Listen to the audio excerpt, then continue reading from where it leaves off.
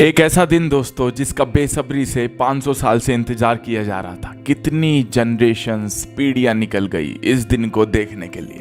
आज से 150 साल पहले अयोध्या में कितने लोगों ने अपनी जान गंवा दी थी राम मंदिर के लिए। 16वीं सेंचुरी, 17वीं, 18वीं, 19वीं शताब्दी में लोगों का सपना था कि वो राम मंदिर बनता हुआ देखे। कितनी पीढ़ियां खत्म हो गई, पर हम कितने खुश नसीब हैं कि अयोध्या में भगवान श्री राम का मंदिर हम बनता हुआ देख रहे हैं। आज इस वीडियो में मैं आपको बताऊंगा कि राम मंदिर को बनाने की ये लड़ाई कितनी ज्यादा पुरानी है। 500 सालों के संघर्ष के बारे में बात करेंगे हम। ये वीडियो बहुत जरूरी है हर एक भारतीय के लिए। भगवान श्री राम के पुत्र कुश ने अयोध्या में श्री राम जी का मंदिर बनवाया था और 1528 में बावन ने अयोध्या में भगवान राम के मंदिर को गिरवाकर वहां मस्जिद का निर्माण करवाया था। 3000 मंदिर थे सीताराम के अयोध्या में। कहा जाता है 1526 में बाबर और इब्राहिम लोदी के बीच युद्ध हुआ था। 1528 तक बाबर की सेना अयोध्या पहुंची और तभी उस मंदिर को तोड़वाया। लेकिन 250 साल होने के बाद भी हिंदू इस बात को नहीं भूल पा रहे थे कि भगवान राम के जन्म स्थान की जगह पे मंदिर तोड़ के मस्जिद कैसे बनाती। 1826 में मोंटगोमेरी मार्टिन की एक रिपोर्ट आती है कि मस्जिद के जो पिलर्स हैं वो मंदिर से ही लगाए गए हैं। उसके बाद एक ही जगह पूजा और नमाज होने लगी। 1885 में ये बात अदालत तक पहुंची, पर अदालत ने कुछ सुनवाई नहीं की। फिर 1947 पे जब देश आज़ाद हुआ, उसके बाद लोगों को लगा कि हमें आज़ादी मिल गई है, अब तो राम मंदिर बन ही जाएगा। पर किसी भी नेता की बातों से नहीं लगा कि राम मंदिर बन जाएगा। फिर 1949 में विवादित जगह से घंटियों की आवाज़ आती है। वहाँ श्री राम की पूजा हो रही होती है।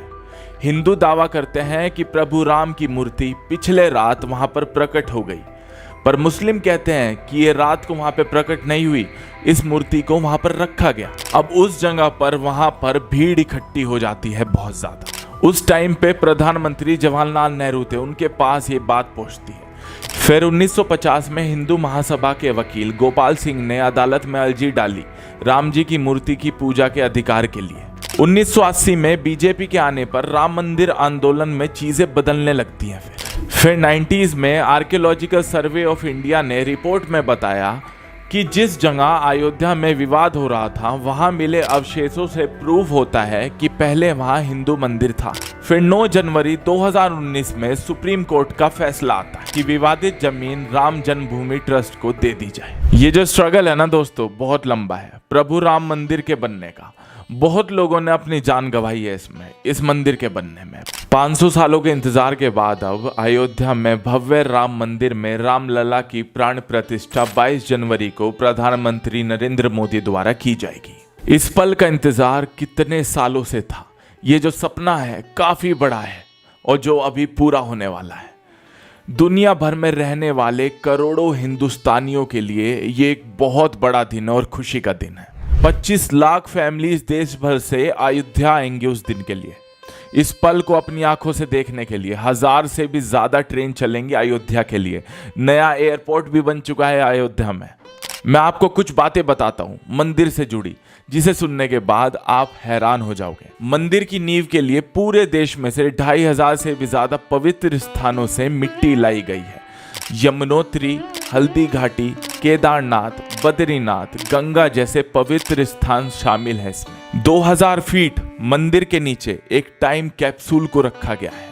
राम जन्मभूमि अयोध्या और भगवान राम से जुड़ी कुछ बातें हैं इसके अंदर। इस टाइम कैप्सूल को जब हजारों साल बाद भी देखा जाएगा तो मंदिर से जुड़ी सारी बातें जान पाएंगे वो लोग जो इसे देखेंगे।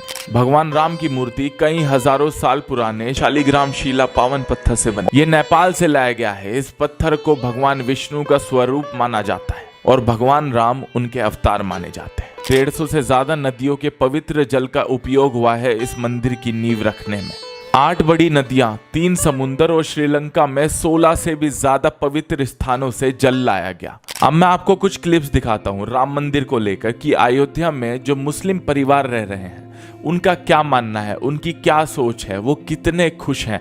देखिए सामने। अदनान साहब, क्या लग रहा है? एकदम बिल्कुल, जितने भी श्रद्धालु आएंगे उनके लिए हम लोग का दिल से अपने घर का दरवाजा खुला हुआ है। आइए, रहे, कोई दिक्कत नहीं होनी पाएगी। क्या लग रहा है, इकबाल अंसारी भी अपना दरवाजा खोल के रहेंगे? हाजी महबूब साहब लोग तो हैं ही हैं, हम लोग हैं ही हैं, खोलना ही पड़ेगा। ये भी दरवाजे जी जी बिल्कुल।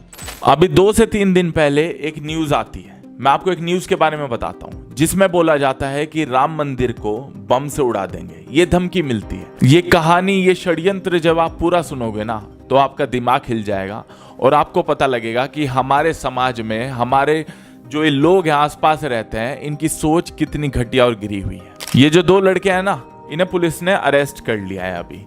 ये जो लड़के हैं, इन्होंने अपना नाम बदला और इन्होंने अपनी नकली ईमेल आईडी बनाई। ये जो नाम और ईमेल आईडी है, इन्होंने मुस्लिम नेम से बनाई।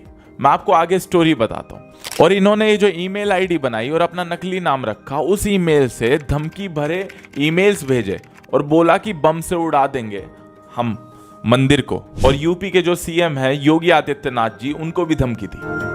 ये जो लेफ्ट में लड़का है ना, इसका असली नाम है ताहर सिंह, और जो राइट में लड़का है उसका नाम है ओम प्रकाश मिश्रा, और जो बीच में है इनका नाम है देवेंद्र तिवारी। और ये जो साजिश है ना, ये करी है इनमें, जो बीच में बैठे हैं ना ये तिवारी जी, इन्होंने। और ये जो 2 लड़के हैं, इन्होंने बोला इन्हें फेक आईडी बनाने के लिए, और इनका नाम रखवाया इन्होंने शारिक खान और जुबैर खान। इन नाम से किसी को भी लगेगा कि ये तो मुस्लिम है, और इनके अंदर कितनी ज्यादा नफरत है इस चीज को लेके। लोगों की गलत सोच बनेगी इस चीज को देखे। पर देखिए ना, हमारे देश में कैसा गलत माहौल बनाया जाता है, कैसी पॉलिटिक्स खेली जाती है कुछ लोगों द्वारा। अब सोशल मीडिया द्वारा ये बात पूरी स्टार्टिंग में फैल जाती गलत, और कुछ लोगों की वजह से हम सब मुस्लिम्स को टारगेट करते हैं, उन्हें बदनाम करते और विलन बनाने की कोशिश करते, और ये अलग अलग तरीके अपनाते, बोलते कि सब ऐसे। ये जो बीच में इंसान है ना, इसने खुद को ही मेल करवाई। खुद को जब ये मेल करवाता है इन्हीं 2 लड़कों से, और खुद को ये एक बहुत बड़ा राम भक्त बताता है। जब ये खुद को मेल करवाता है इन 2 लड़कों से, तो ये पुलिस को और गवर्नमेंट को बोलता है कि मैं निशाने पर हूं, और सीएम जी भी निशाने पर है, और मंदिर भी निशाने पर है, और ये 2 लड़के हैं और इनसे हमें खतरा है। उसके बाद ये न्यूज फैल जाती है, और ये बात तो बाद में जाके क्लियर होती है। तो ये जो मुस्लिम्स के खिलाफ जो नफरत का सिलेबस पढ़ाया जा रहा है ना, ये जो केस है, ये कुछ लोग गलत फायदा उठाते हैं इस चीज का। कुछ लोग गलत करते हैं, भड़काऊ चीज बोलते हैं, भड़काऊ मैसेजेस, ईमेल, बहुत सी चीजें फेक भी होती हैं। तो मैं आपको सिर्फ एक ही बात बताना चाहता हूं कि इंसान गलत होते हैं, पूरा मजहब गलत नहीं होता।